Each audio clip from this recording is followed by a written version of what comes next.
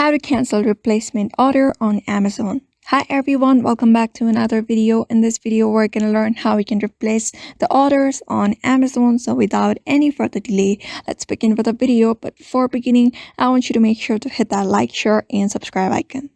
So first thing first, open up your Amazon.com in your browser. After opening up, just log into your account and you should follow some steps in order to replace your orders. So after logging into your account, you just need to go to your orders and find the order that you want to cancel and select the item. You can easily navigate to the order section and find the orders. After that, select view or change this order and select cancel items. You should be able to see that options.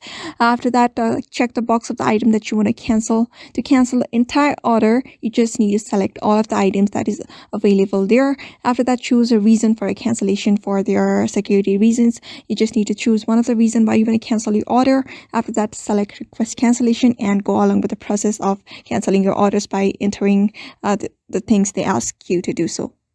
Whereas if you want to cancel the physical items or orders that haven't entered the shipping process yet, you can't cancel digital orders in the app. So in order to cancel, make sure you don't have a physical item or orders that haven't entered the shipping process yet.